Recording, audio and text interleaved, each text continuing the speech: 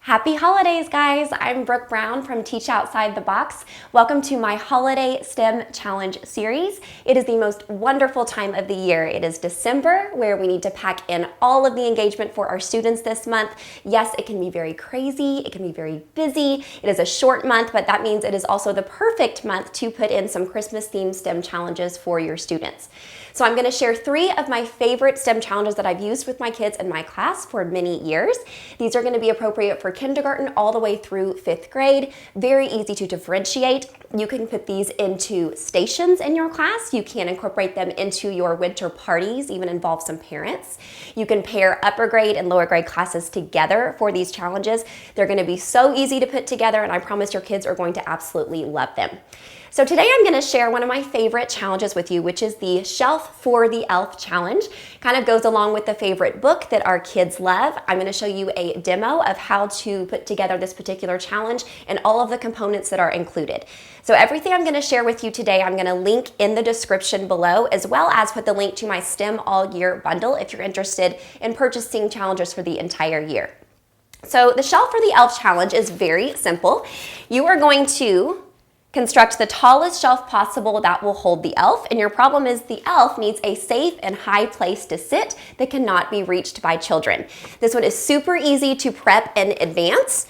All you're going to need is Play-Doh, popsicle sticks, and paper elves. I usually put my kids together with partners for this particular challenge just because it's a little bit trickier to do in groups of 3 or 4. As I usually do, I prep it in baggies in advance, so it's really easy to pull out and implement right away. So one of the first things I always do when I introduce a STEM challenge to my students is we make connections to real-world examples. Shelves are super easy to connect with students' environments because they have shelves all over the classroom. So we talk about different types of shelves, similarities and differences, what the purposes of shelves are, the different uses for shelves, and we also make connections to the horizontal lines, vertical lines, and braces that are involved in shelf construction. With the big kids, we also connect it to 3-dimensional shapes and vertices. So these are some of the key vocabulary words to know that we really want to bring home for our students. Horizontal lines, vertical lines, joints, and supports. We also make connections to vertices for our upper grade kiddos. We also really want to prime our students' background knowledge by sharing some videos with them. So I have several different video links that your students can either scan on their own devices, or you can click on the link on a digital view. There are several on engineering, as well as how shelves are made, and furniture makers, really making those connections to those woodworking skills that your students are practicing. I also have 2 differentiated organizers, one that is more appropriate for the lower grades and one that's more appropriate for the upper grades. So for the younger ones, they are going to draw a blueprint of their shelf design. They are going to test the different heights by measuring them. Of course, you can always use non-standard forms of measurement, such as linking cubes for the younger students. They're also going to count how many horizontal and vertical lines are included in their structure. And then for the upper grade kids, they're not only going to count their horizontal and vertical lines, they are going to count the joints or vertices that are included in their structure. They're also going to make connections between what types of 3-dimensional shapes they can identify in their structure, and they're going to describe the improvements that they made in their design. Again, they are going to measure the heights of their shelves, but they're going to be using standard forms of measurement for this particular lesson. So for the Shelf for the Elf Challenge, you only need Play-Doh, popsicle sticks, and some paper cutout elves. Your kids are going to blow you away with their creativity in these designs, so don't keep them limited to only those horizontal and vertical braces, but I'm going to show you a similar design that your kids might come up with. As always, I do not model these challenges for my kids before we actually complete them, so this is just a guideline for you. So we're going to take some Play-Doh, and our Play-Doh is going to work as the joints on our shelf design. So I'm going to make a couple different balls of Play-Doh. And we are going to use these to connect the levels of our shelf. This is going to be my bottom level. The more Play-Doh you use, the better, because it sticks a little bit to the table and it gives a little bit more support. And I'm going to do the same thing with the top level of my shelf. A little ball of red here.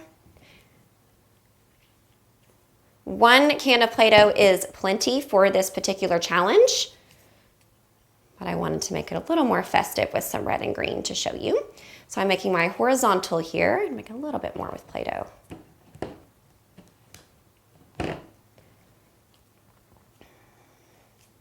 Okay, so this is going to be the second level of my shelf, and now we are going to connect.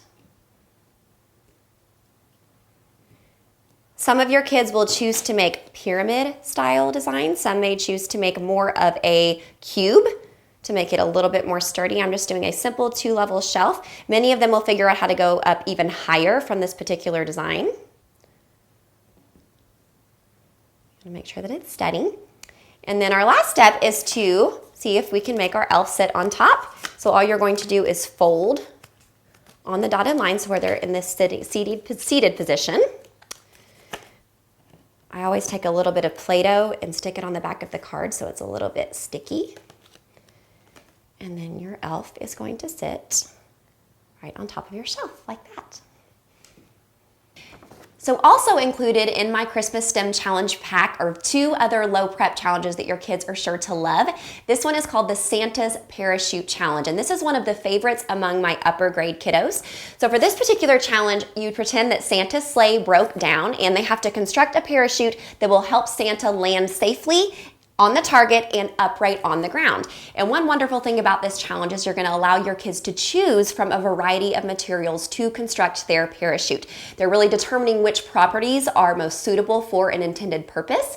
So for the canopy of their parachute, they get to choose between coffee filters and plastic tablecloths. For the suspension lines, you can use string, you can use fishing line, yarn, whatever you happen to have on hand.